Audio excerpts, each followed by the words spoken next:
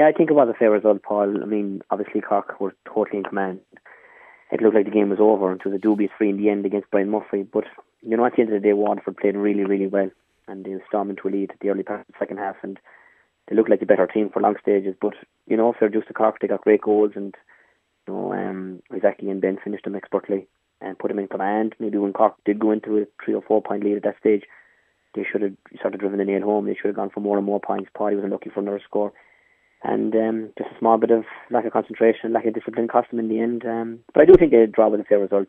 And I think when Cork reflect and look at the game after in the telly, they'd probably agree.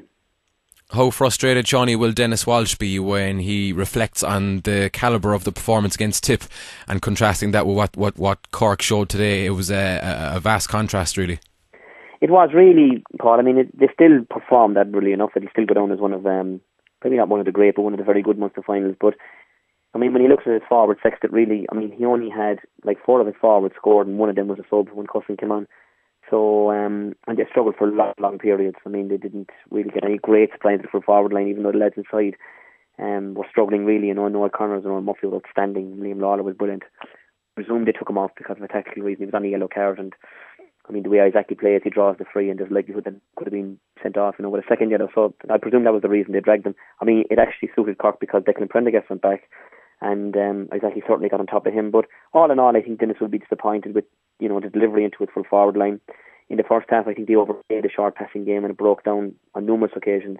And, you know, the scoring return wasn't great. But look, I suppose it's all about results. He would have taken it at 2:15 to 1:15 going into the closing minutes. He would have worried about his forward line the next couple of weeks and got that right. He would have taken the result today. I'd say he'll be terribly disappointed that they conceded the goal, and they have to go back again now. It looks like next week to sort out the replay. Yeah, you mentioned there as well, Seanie, the Cork forwards. Up until the 50th minute, Ben O'Connor was the only Cork forward on the score sheet. Then Michael Cussin came on and got a good point.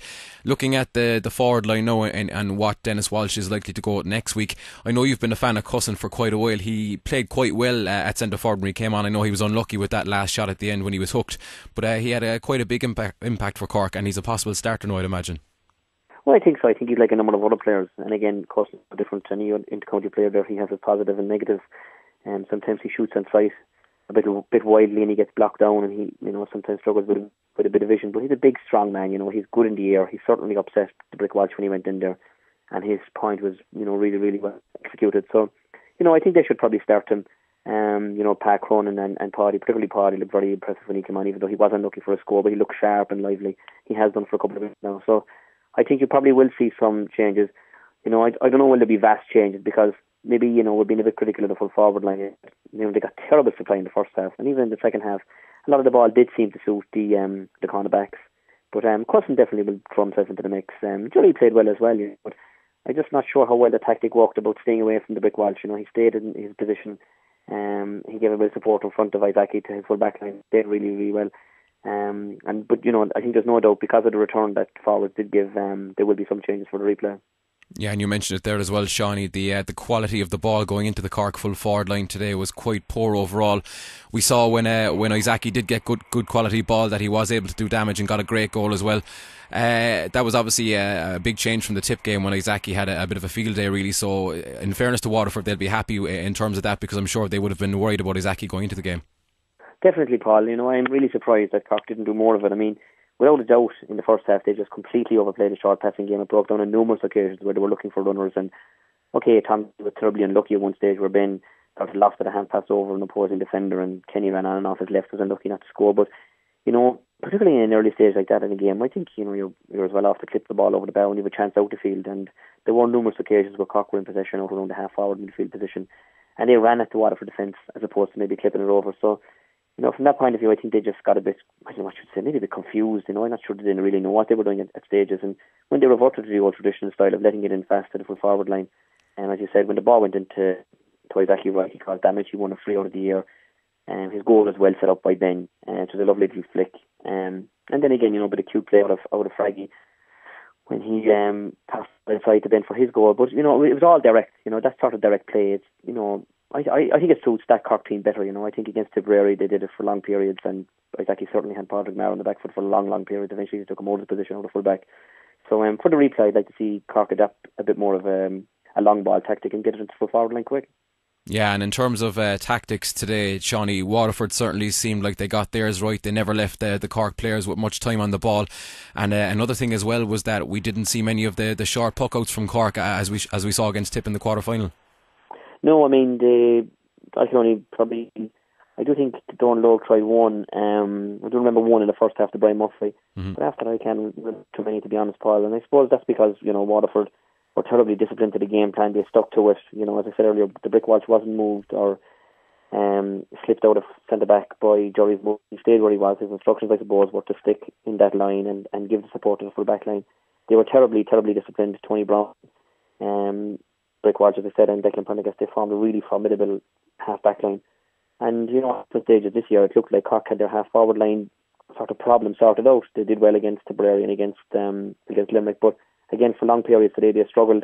And, in the first half, definitely Niall was the only fellow that played well. Ben obviously came into the game in the second half. That bit of class that he has always comes good. But, they just seemed to be that bit more disciplined for the longer periods of the game, Waterford, and they just held their positions and they more or less stuck to the same game plan themselves for as long as they could. Again, like that though, it did fall down for them. The ball that was going to John Milan was expertly being delivered in the first half and for players in the second half, but again, they lost their own shape as well. I'm sure Davy Fitz would have been disappointed with that.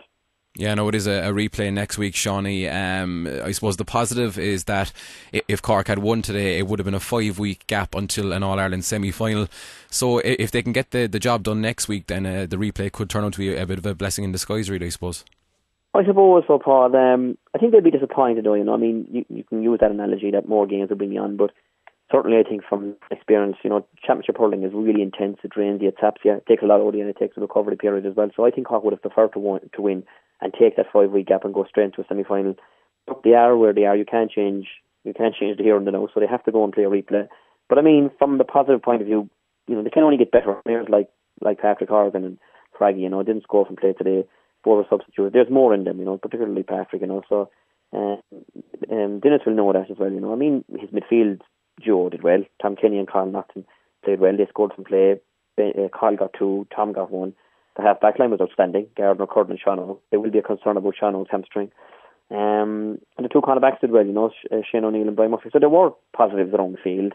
And in the areas that were a little bit negative, those players will come on, and they will improve. But certainly for the replay now, I'd like to see Cork just, I know they have to marry the game, the sort of short passing and the long ball game, but I don't see in this situation why Cork just don't deliver as much fast and as high and as quick ball into the full forward. If it's not working in the high ball, just divert it low into the corners, because I think they have the beating to that full back line if they get the right ball in there.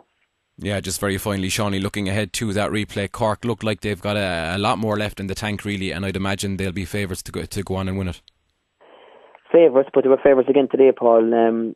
People are on about this Waterford team being aged, and okay, they're from Carr today with a 37-year-old and Tony Brown, but they still have fantastic players who are at the right age. O'Connor's is still at 21.